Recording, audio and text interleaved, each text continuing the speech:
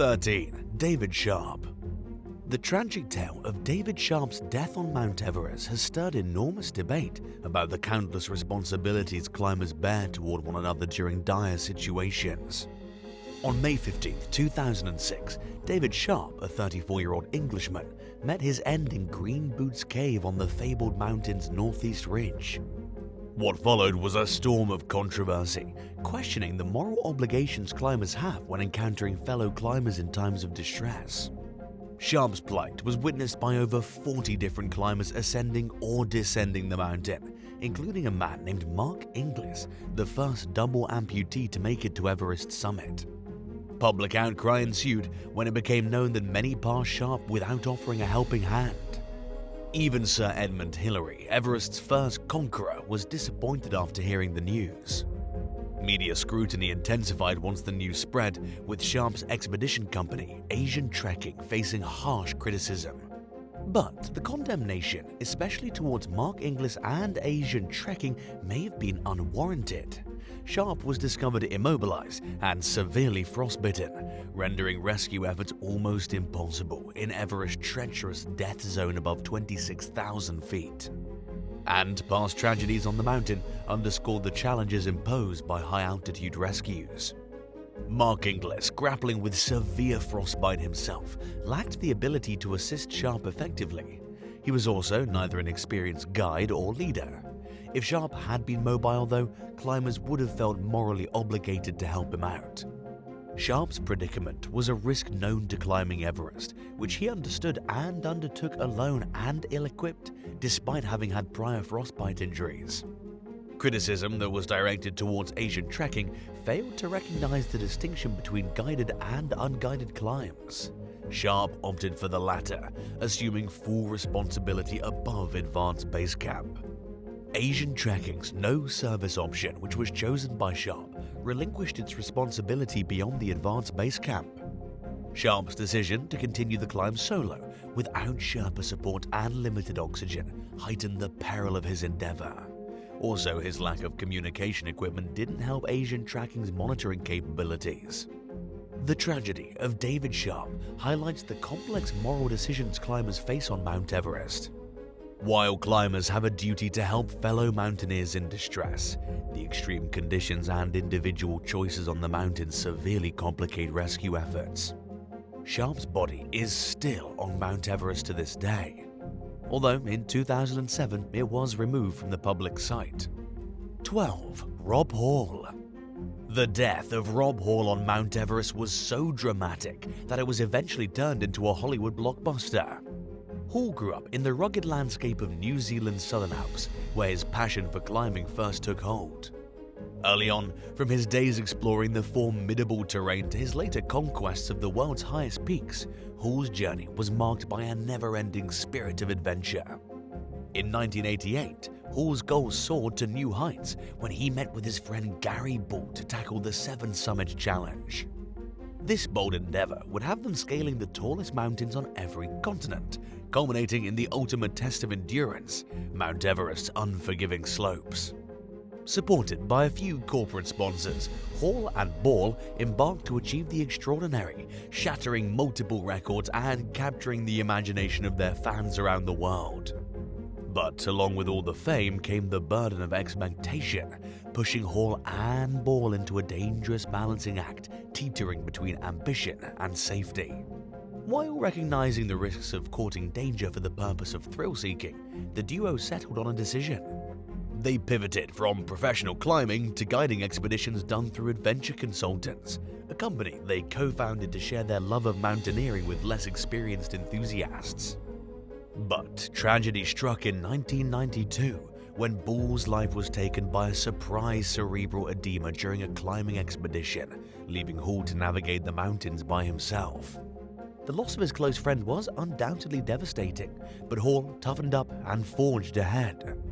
Then, in 1996, Hall took off on his final mission to Everest, leading a diverse group of climbers, each with their own dreams. As they slowly ascended the towering peaks, they were met with unforeseen challenges, from sudden blizzards to diminishing oxygen supplies, testing their resolve like never before. Despite these setbacks, Hall remained steadfast in his commitment to his team, displaying both courage and strong leadership in the face of adversity. But tragically, the harsh conditions were insurmountable, claiming Hall's life and leaving a void in the hearts of everyone who knew him. And yet, Hall's legacy is still alive and well today, immortalized in the pages of John Krakauer's hit book Into Thin Air, which detailed the events of the ill-fated expedition. A film was also released back in 2015 called Everest, which highlights Hall's story. As for the location of his body, he remains on the mountain to this day, since it would be too costly and dangerous to retrieve him. 11. Hannelore Schmatz. Hannelore Schmatz, a determined German mountaineer, set out on a risky expedition to conquer the formidable Mount Everest, with her husband Gerhard by her side in 1979. Their journey was spurred by a passion for adventure and a pursuit of mountaineering glory. The couple was a pair of seasoned climbers with a string of successful ascents under their belts. They meticulously planned their Everest trip. Hannelore was renowned for her organization and logistical skills, and she oversaw all of the preparations needed to complete the journey. From sourcing specialized equipment from suppliers to assembling an experienced team of climbers to join them, no detail was overlooked in their quest for Everest's peak. The trip to the mountain started years earlier, with expeditions to progressively higher peaks. They were trying to acclimate themselves to the rigors of high-altitude climbing. Each successful climb strengthened their confidence and honed their skills, preparing them for the ultimate challenge, Everest. Despite the logistical challenges of getting climbing gear in Kathmandu, Hannelore's resourcefulness ensured that they were well prepared for the difficult journey ahead. With a team of experienced climbers tagging along with them, including notable figures like Nick Banks and Ray Jennett, the Schmatzes set out on their quest. The expedition faced several obstacles along the way, from treacherous weather to the physical demands involved with high-altitude climbing. Despite these challenges, the couple persevered, driven by their shared determination to reach the mountain summit. Their ascent to the South Col camp, perched at an altitude of over 26,000 feet, was steeped in danger. They battled fatigue and harsh terrain, but the team pressed forward, their sights set toward the sky. On the fateful day of their summit bid, Hannelore and Gerhard left on the final leg of their journey, braving snow and icy conditions. Despite warnings from their fellow climbers about the worsening weather, Hannelore wasn't swayed, determined to accomplish her lifelong dream of standing on top of the world's highest peak. As they got closer to the summit, exhaustion and fatigue started to take their toll. Tragically, Hannelore and her climbing companion Ray Jennett succumbed to the brutal conditions in what's known as the death zone, where oxygen levels are dangerously low and the human body struggles to hang on to survival. In the wake of Hannelore's death, her mummified remains serve as a grim reminder of the perils of Everest. Despite efforts to recover her body, including a tragic attempt by several Sherpas and Nepalese police that resulted in additional loss of life, the mountain ultimately claimed her as one of its many victims. 10. Nobukazu Kuriki. In 2012, during Nobukazu Kuriki's fourth attempt to conquer the world's tallest peak, he met face-to-face with a ferocious blizzard that left him stranded in a snow hole for 2 long days. He dealt with sub-zero temperatures and relentless, howling winds, but Kuriki emerged from the ordeal alive, albeit with severe frostbite that would claim a few parts of his fingers. This experience might have broken many, but Kuriki's resolve as a climber was unshaken. Rather than succumbing to fear and despair, he viewed his situation as an opportunity to overcome the barriers of negativity. After 2 years of rehabilitation, Kuriki made a triumphant return back to climbing, successfully scaling Broad Peak in the Himalayas, the world's 12th highest peak. But Mount Everest continued to tempt him. But despite making 7 more attempts, Kuriki never reached its summit. In 2018, Kuriki embarked on his 8th trip to Everest, determined to conquer the mountain while on his own terms, without the help of supplemental oxygen. It was a bold choice that resulted in some fatal consequences. As the lack of oxygen increased with elevation, so too did his susceptibility to altitude sickness, as well as hallucinations. Yet Kuriki continued, documenting his journey on social media to share his experiences with the world. Tragically, Kuriki's final climb ended in complete heartbreak. Despite showing signs of illness and experiencing immense pain, he persisted in his ascent. From Camp 3, Kuriki sent out an emergency radio message before vanishing into the treacherous mountain terrain. Valiant efforts to rescue him were made, but Kuriki was not located in time. His body was discovered in May 2018 at 24,230 feet. Although he didn't make it to his originally intended destination, he made it further than most would have. He was just under 5,000 feet away from the peak of Everest. Throughout his mountaineering journey, Kuriki served as an inspiration to countless individuals, demonstrating perseverance and determination in the face of insurmountable challenges. He believed that even in failure, there were valuable lessons meant to be learned and shared. Though his climbs didn't always end in triumph, Nobukazu Kuriki's spirit lives on as a beacon of hope for those who dare to reach for the highest of heights, both figuratively and literally. 9. Tsewang Paljor.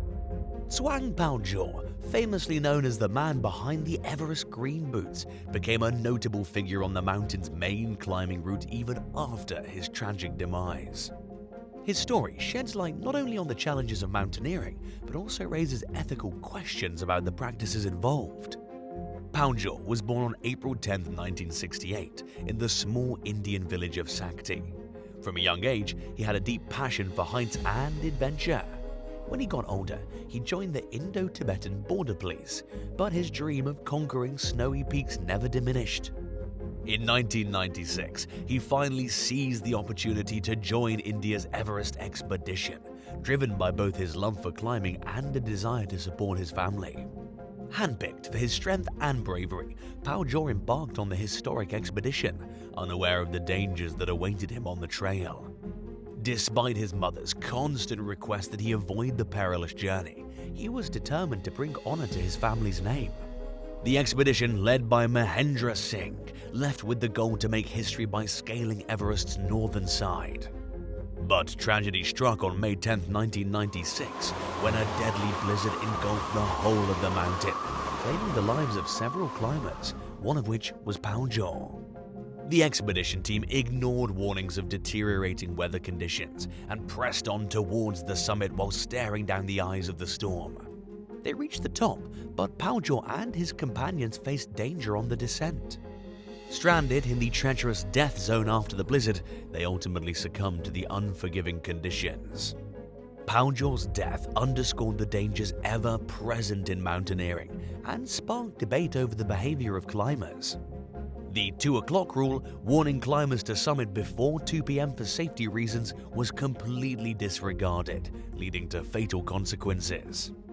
Despite immense efforts to locate and rescue the fallen climbers, including help from the Japanese expedition, Paljor's body remained stranded on the slopes like a human popsicle.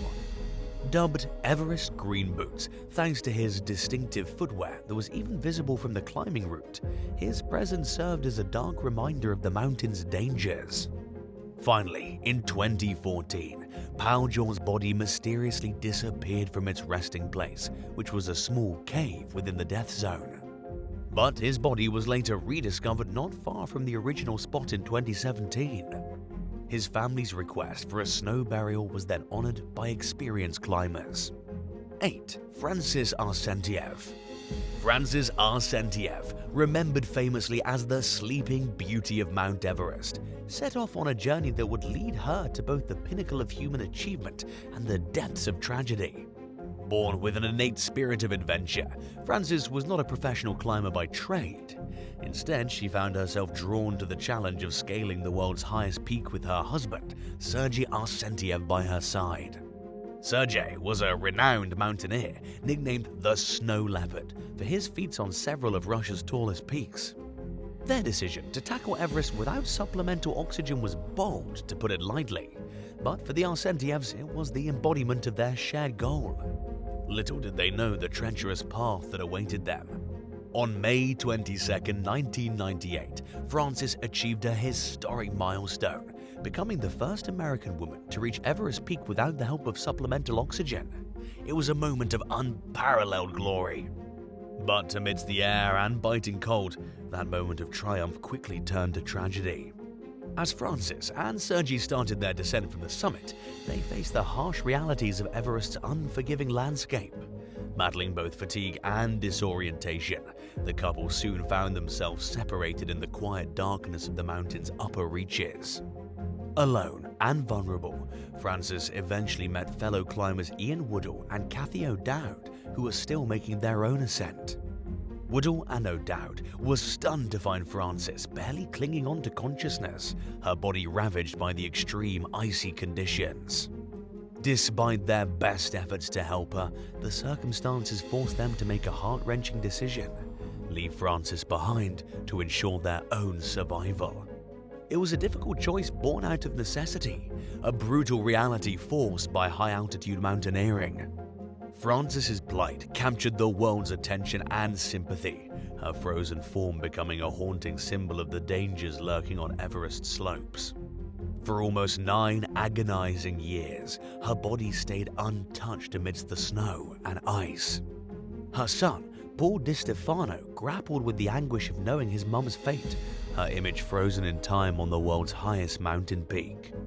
In 2007, driven by a desire to grant Francys the dignity she deserved and make up for his decision, Ian Woodall led an expedition to give her a proper burial. Through determination and unwavering resolve, they finally located her remains. They covered her body with an American flag and laid her to rest in a more peaceful setting, far from the harsh embrace of Everest's icy grip. 7. George Mallory. Born in 1886 in England, George Mallory's fascination with climbing started in childhood, scaling the stone walls of churches nearby his home. His passion for the sport grew steadily as he matured, eventually leading him to the heights of the Alps and far beyond. Mallory's biggest dream was to eventually conquer Mount Everest, the tallest peak on Earth. In 1921, he joined the British Mount Everest Reconnaissance Expedition, marking his first meeting with the formidable mountain. Despite several setbacks, including exhaustion and altitude sickness, Mallory pressed forward, but he was unable to make it to the peak. The next year, he returned as part of the 1922 British Mount Everest expedition, but once again he fell just short of reaching the summit. In 1924, at the age of 37, Mallory left on his most ambitious Everest expedition yet. Alongside his climbing partner Andrew Irvine, Mallory aimed to make history. Their ascent was bold, with the climbers facing treacherous conditions and extreme altitudes. On June 8th, the men were spotted just 800 feet below the summit, full of determination. Tragically, Mallory and Irvine never returned after their final push to the top. Despite extensive search efforts, their fate was unknown for decades. In 1933, an ice axe that was believed to belong to either Mallory or Irvine was discovered near the summit, sparking speculation about their whereabouts. Over the years, various expeditions reported sightings of potential human remains, but it wasn't until 1999 that Mallory's body was finally located. Conrad Anker, an experienced American climber, stumbled upon Mallory's remarkably preserved body on the northern slopes of Everest. While Mallory's injuries suggest a fatal fall, the mystery of whether he and Irvine actually reached the summit remained unanswered. Irvine's body, though, has still never been located. The discovery of Mallory's body reignited interest in his Everest quest, prompting speculation about his fate. Some believe that Mallory and Irvine may have reached the summit before passing away on their descent. Others argue that they likely fell short of their goal, succumbing to the mountain's unforgiving conditions. One clue that could offer answers is Mallory's Kodak camera, rumored to have been carried by Irvine. If recovered, the film inside could offer evidence of either their success or failure. But despite extensive search efforts, the camera has never been located. 6. Marco Siffredi. Marco Siffredi's journey started off in the heart of Chamonix, France, a picturesque valley famous for its towering peaks and challenging ski terrain. Born into a family deeply rooted in the mountains community, Marco's childhood playground was filled with legendary skiers and alpinists who pushed past the boundaries of what was thought possible on snow-covered slopes. Growing up surrounded by such daring feats, Marco took inspiration from local heroes like Jean-Marc Boivin and Bruno Gouvi, whose daring descents down steep rocky mountains captured the imagination of the young snowboarder. As he carefully honed his skills on the slopes of Chamonix, Marco soon gained a reputation for fearlessness, tackling some of the valley's most daunting descents with both finesse and style. By the young age of 22, Marco had already amassed an impressive list of descents, including the Mallory on the north face of the Aiguille du Midi and the challenging Chardonnette. His exploits caught the attention of the snowboarding world, propelling him straight into the ranks of elite extreme athletes. But Marco's ambitions reached far beyond the familiar peaks of Chamonix. The call of Mount Everest, the world's highest mountain, beckoned to him like a siren.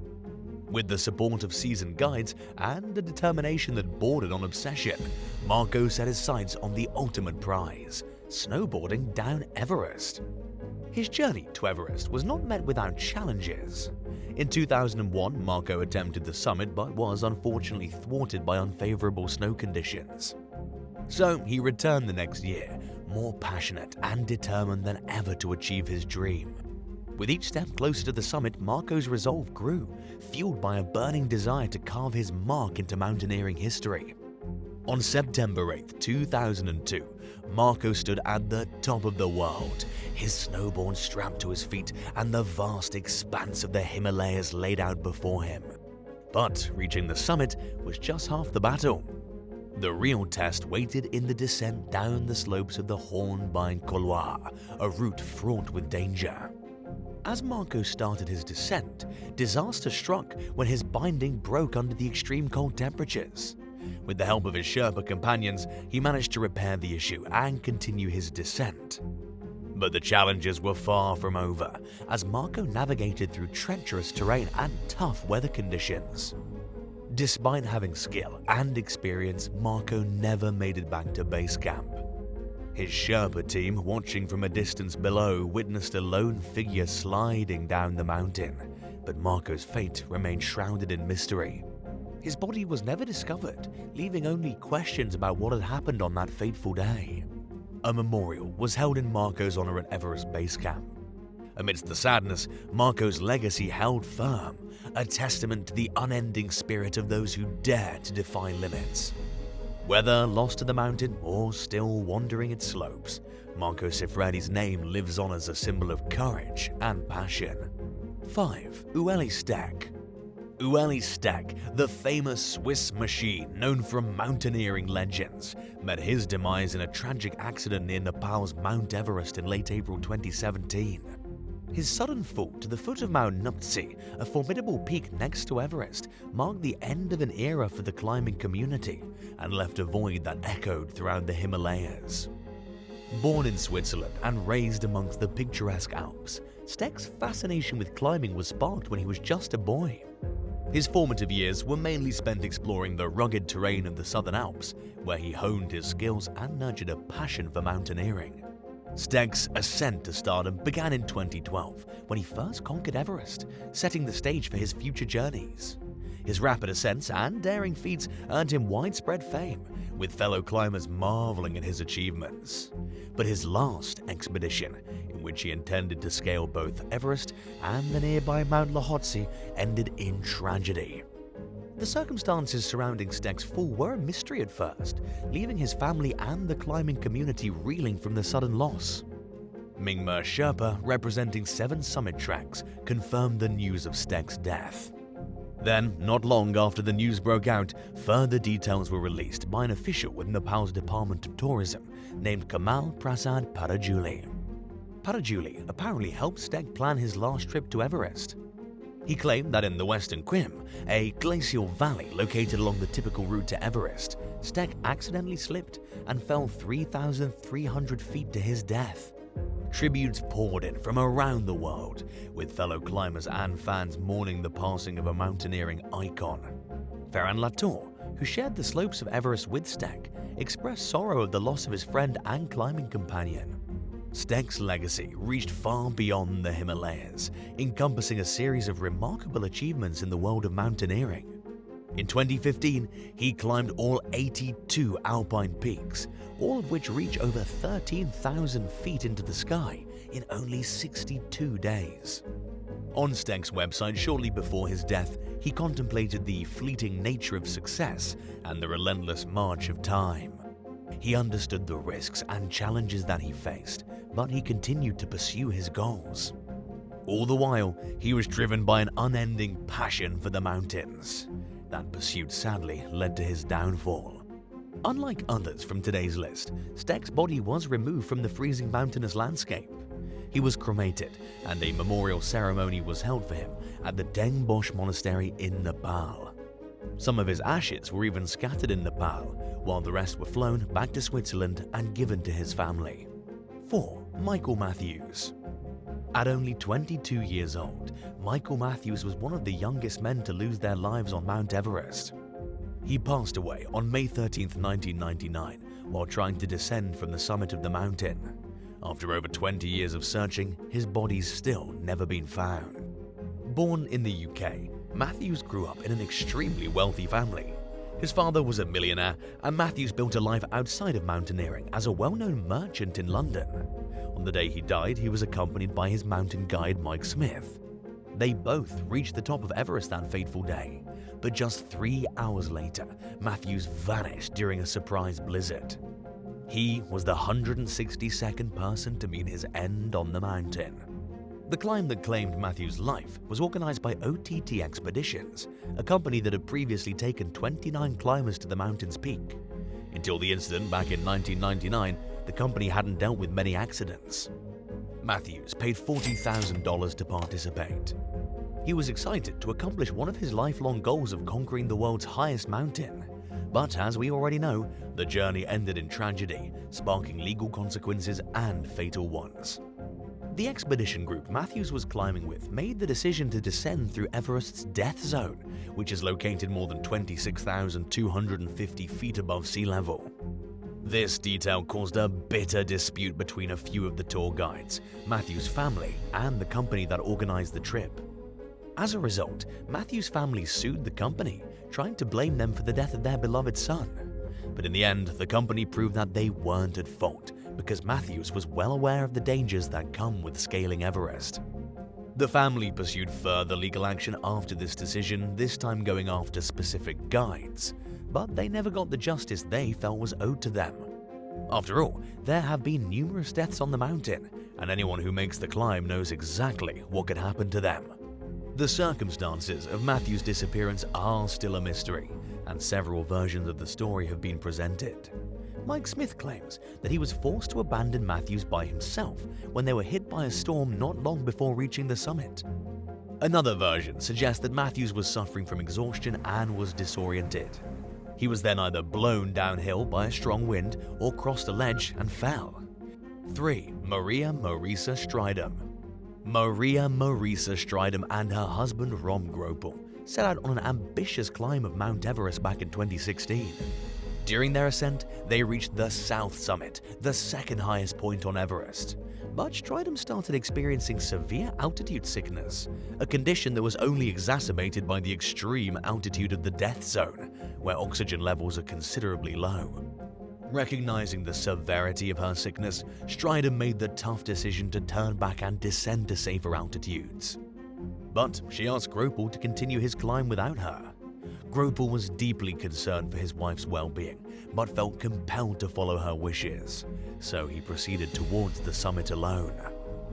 While Gropel was on his solo ascent to the peak of the mountain, Strydom's condition rapidly deteriorated. She became increasingly ill and was incapacitated, requiring immediate medical attention. Gropel, unaware of the severity of his wife's condition, reached the summit of Everest. But he found little joy in his achievement and was deeply troubled by Strydom's absence. Upon descending from the peak, he found his wife. Gropel was confronted with the devastating reality of his wife's quickly declining health. Determined to save her, he stayed by her side, providing whatever assistance he could while pushing through his own exhaustion and physical challenges. Tragically, despite their best efforts, Strydom passed away in Gropal's arms while still on the mountain. In the aftermath of Strydom's death, Gropal faced the difficult task of descending Everest, carrying the weight of grief and loss with him. He was heartbroken, and he couldn't bear the thought of her body forever covered by ice on the mountain. So, with the help of some Sherpas, they brought her body down from Everest slopes. 2. Min Bahadur Sherchan. Min Bahadur Sherchan, an 85-year-old former British Gurkha soldier from Nepal, had a lifelong ambition of climbing Mount Everest and taking the title of the oldest person to reach the world's tallest peak.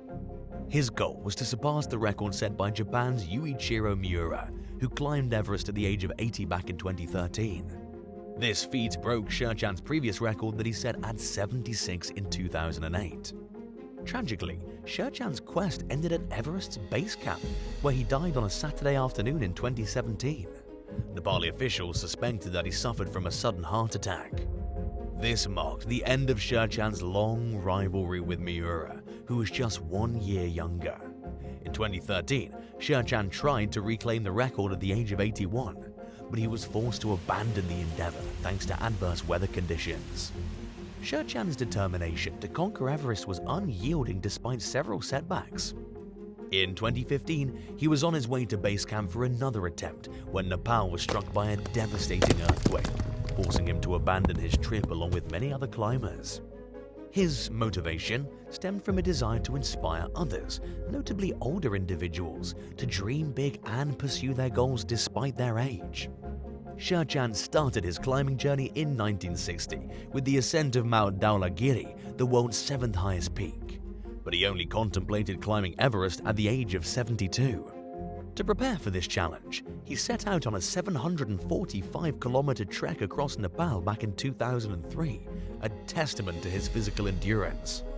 Sherchan drew inspiration from legendary Nepali Sherpas like Tenzing Norgay, who made history as the first person to reach Everest summit alongside Sir Edmund Hillary way back in 1953. He also deeply admired Apa Sherpa, who holds the record for the most Everest ascents. Despite being in remarkably good physical health, Sherchan had not adjusted well to high altitude since 2015, according to his guide Shiva Sapkota.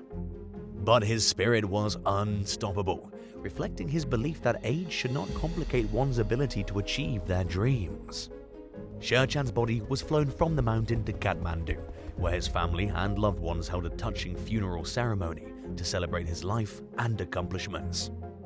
And now for number 1. But if you want to hear more bizarre and crazy stories, stay tuned after the video for some more content. 1. Jonathan Sugarman. Jonathan Sugarman, a seasoned mountaineer and retired Seattle doctor, had love for the mountains. Throughout his life, he found comfort and awe in their majestic beauty. His daughter, Maya Sugarman, remembers how her father's eyes lit up with joy whenever he shared pictures from his mountain adventures around the world. Tragically, on May 1, 2023, Sugarman, who was 69 years old, passed away at Camp 2 on Mount Everest during his attempt to conquer the world's highest point. He succumbed to altitude-related sickness, leaving behind a legacy of compassion and dedication to the healthcare industry. Jonathan Sugarman devoted over 4 decades to the profession, championing patient-centered care and advocating for improved health systems. He played a major role in establishing the Seattle Indian Health Board's residency program. But Sugarman's impact on healthcare extended far beyond his medical career. He also tirelessly worked to uplift underserved communities and navigate through healthcare challenges. Sugarman's love for climbing and the outdoors was reignited in 2010 when he climbed Mount Kilimanjaro with his daughter and a few friends. He joined the Mountaineers and scaled Mount Rainier several times, often sharing his achievements with loved ones by bringing their photos with him to the summit. Driven by his ambitions, Sugarman set his sights on Everest after conquering other notable peaks like Denali and Aconcagua. Despite making it to Everest Camp 3 in 2022, he stayed determined to reach the summit at a later time. In an interview with the Seattle Times, his daughter emphasized that Sugarman approached mountaineering with caution, reflecting his values of serving others and mitigating as many risks as possible. His dedication to healthcare mirrored his approach to climbing, always striving to do his best and uplift everyone around him. Throughout his career, Sugarman held leadership roles in healthcare organizations, driving initiatives to improve patient care and health equity.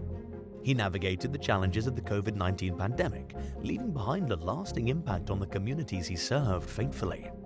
Beyond his professional achievements, Sugarman was a multifaceted individual who pursued his many passions wholeheartedly. Whether playing the trumpet in a band or practicing mountaineering, he approached everything in life with enthusiasm. Jonathan Sugarman's legacy lives on through the countless lives he improved and the memories he created in the mountains he cherished dearly. His body was never recovered from Everest and remains at Camp 2 to this day. 10. Killer Hug. Christina Grimmie was killed in 2016 by a man named Kevin Loibl. Christina was an American singer and star on YouTube. She started with covers in 2009, released her first EP in 2011, and became a contestant on season 6 of The Voice. She was a rising star. She even got herself an acting role and appeared in her very first movie. But tragically, she was shot to death at an autograph signing at the Plaza Live in Orlando, California. Kevin Loibl showed up at her autograph signing equipped with 2 handguns and 2 extra magazines, and also a large hunting knife. Because there were no metal detectors at the venue, he was able to walk straight up to the performer, strapped like Rambo, and shoot her once in the head and twice in the chest. To make the whole thing even more disturbing, Kevin did this as Christina opened her arms to give him a hug. She thought he was an ordinary fan and was trying to show her appreciation. That was when he pulled out his weapon and committed murder. As it turned out, Kevin was extremely obsessed with the singer.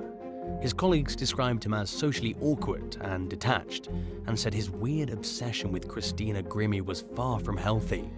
He wasn't normal.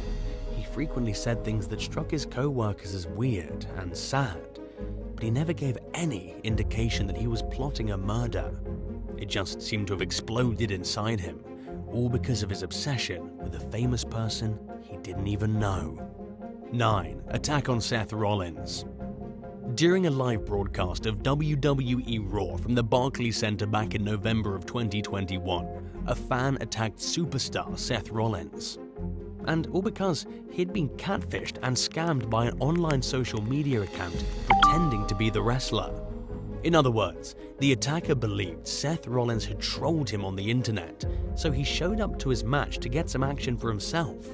The fan has been identified as Eliza Spencer by the New York Police Department. He's a 24-year-old guy from Brooklyn with no criminal record before the incident with Seth Rollins. As for what actually happened at the show, it was a major ambush. Spencer attacked Rollins as he walked up the ramp to go into the backstage area after his match with Finn Balor. He didn't do much damage, and Rollins was right back on his feet after the attack, yelling, "Is that all you've got?" Before Spencer could do anything else, security members were pulling him away, flailing. But the weirdest part is really the whole thing with the fake social media account. Someone actually set up a fake Seth Rollins account as far back as 2019 to scam people out of hundreds of dollars. Apparently, the faker managed to get Spencer's girlfriend in trouble with the law because of some fake check. Spencer became so angry that he finally broke down and tried to attack the WWE superstar. 8. The execution of Andre Escobar. Andre Escobar was a famous Colombian soccer player who made a very dangerous mistake. At the 1994 World Cup, after Colombia had finished at the top of their group and beaten Argentina, he accidentally scored a goal for the opposing team. It was a total bungle during the match between Colombia and the United States. American midfielder John Harkes kicked the ball towards the goal. Andre deflected the ball and it bounced all the way back into his own net. It cost him the game, with the US taking the lead and winning 2-1. Most people would be pretty understanding about what happened. It's not like he deflected the ball on purpose to lose the 1994 FIFA World Cup. Sure, his fans and teammates were angry, but that's just part of the deal that comes with being a famous sports player. What Andre Escobar couldn't have possibly imagined was that he would be executed for losing the game and angering a local drug cartel. It was as Andre was leaving a nightclub in Medellin when 3 men appeared in the parking lot. He was shot 6 times, and each time a gun went off, the killer shouted, "Goal! Goal!" Under investigation, it came to be known that it was Santiago Gallon who ordered the hit, and all because he'd lost a sizable chunk of money on the game. He was given 43 years in prison for it. 7. Attacked on stage. Ali Brooke, one of the members of Fifth Harmony, was attacked at the airport in Monterrey, Mexico. A fan trying to touch her nearly ripped the shirt right off Ali's body. Even though she was surrounded by security guards, a psycho saw her, wanted to get close to her, and clawed at her clothes like some kind of insane raccoon. And that's just the kind of terrifying thing that can happen when you become famous. But Ali's nightmare in Mexico was only just beginning. When she and the other performers got on stage on September 29, 2016 to perform, yet another fan tried to attack her. This time, it was a bit more violent. The fan climbed onto the stage and sprinted at Ali as if she wanted to give her a hug, but it turned into more of a creepy, drooling bear hug. The crazed fan locked his arms around Ali and refused to let go, clinging to her hair and knocking her to the ground. She was eventually rescued by her security team, and she kept on singing. But after being attacked twice, it must have put a serious damper on her trip to Mexico. 6. Marilyn Manson punched in the face. When Marilyn Manson visited a Denny's restaurant in the Canadian town of Lethbridge on a Sunday morning in 2015, he was given a local grand slam by someone who disliked him a lot. Canadian police confirmed that they were called to a disturbance at the Denny's early in the morning, and that the victim, Brian Warner, known to the public as Marilyn Manson, had sustained minor injuries. As Manson was sitting down eating a very late dinner, a couple of young women asked him for a photograph. He said yes, and that was when a man came out of nowhere and sucker punched him in the face. No reason, no motive. He just hated seeing the famous Manson being ogled by fans in a Denny's and thought it would be good to rearrange his face. 5. Duffy's kidnapping.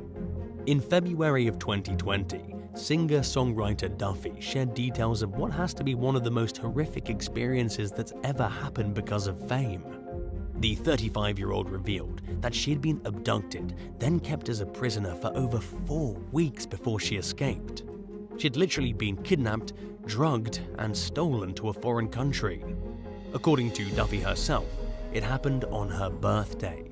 She was drugged at a restaurant, and then the next 4 weeks were like a horrible fever dream. She was in and out of consciousness. She woke up in hotel rooms only to be tortured. Eventually, she was brought back to her home in the UK and dumped by her kidnapper. He just dropped her off like nothing had happened. He then told her not to go to the police, not to name names, and to keep her mouth shut or he'd murder her. If you're not sure who Duffy is, she was really famous in the UK back in 2008.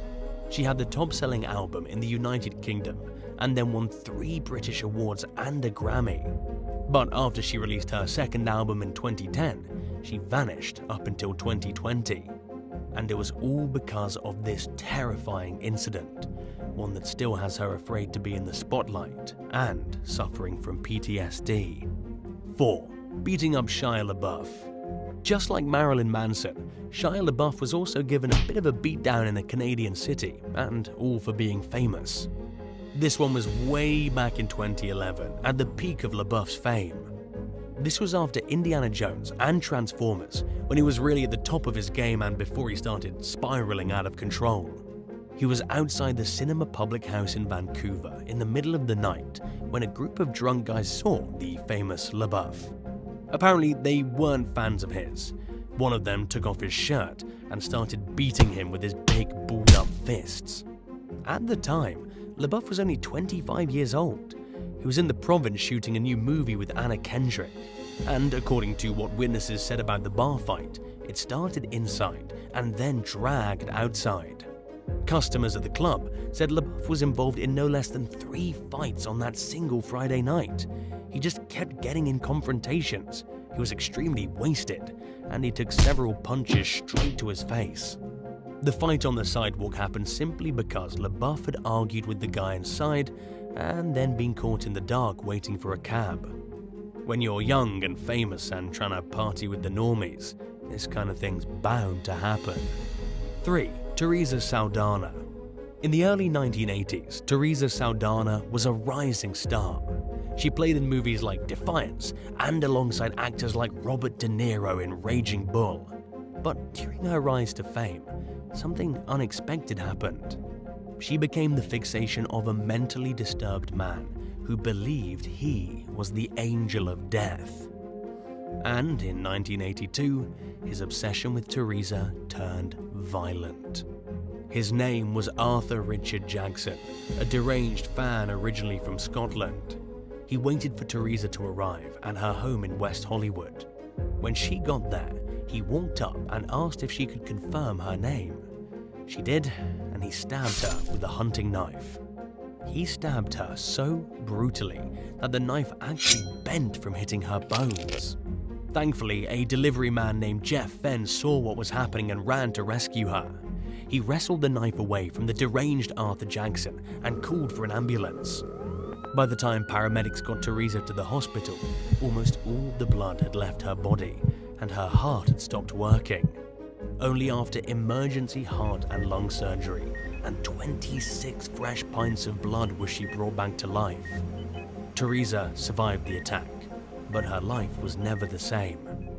She strayed from acting and became an advocate for crime victims, raising awareness about stalking. It was thanks to her efforts, as well as the horrible attack on Rebecca Schaffer in 1989, that resulted in California passing the first anti-stalking law. 2. The Glasgow Creep. Joshua Murray has been called the Glasgow Creep. The 22-year-old man from Scotland bombarded his favorite Instagram influencer, who happened to be his ex-girlfriend, with spam calls and emails. His ex is Cara Jarvis, who's not that famous, but still has tens of thousands of followers on social media. For an ordinary guy in his 20s, it seems the idea of losing his famous model girlfriend was just too much for Joshua to take. After repeatedly sending emails and threats, hundreds of phone calls, he showed up at her house in April of 2021. Joshua went full stalker, and Cara had to call the police on him. They called his actions disgraceful and terrifying. They gave him 100 hours of unpaid community work, and he got a no-contact order for 2 years. If he goes anywhere near his ex, he'll be sent straight to jail. 1. Sucker-punching Rick Moranis. Sometimes being famous means a stranger's gonna punch you in the face. It's exactly what happened to Rick Moranis in 2020. If you don't know the name, you'll undoubtedly know Rick's face. He was in Ghostbusters and Honey, I Shrunk the Kids. He was also punched by a homeless man with a history of mental illness while walking down Central Park West in New York. The man just punched Rick in the face and then kept going, seemingly for no reason at all. But what's really crazy is that it actually didn't have anything to do with Rick Moranis being famous. It was a total coincidence.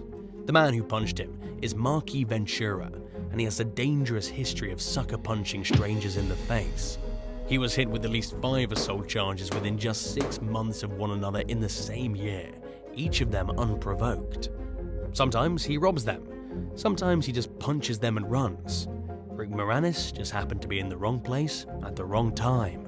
Would you rather make it to the summit of Mount Everest but face significant physical and mental challenges along the journey, or have a smoother journey with a guaranteed safe return but never reach the actual peak? Let us know in the comments below. And if you enjoyed this video, leave a like and subscribe. Thank you so much for watching, and we'll see you in the next one. Bye!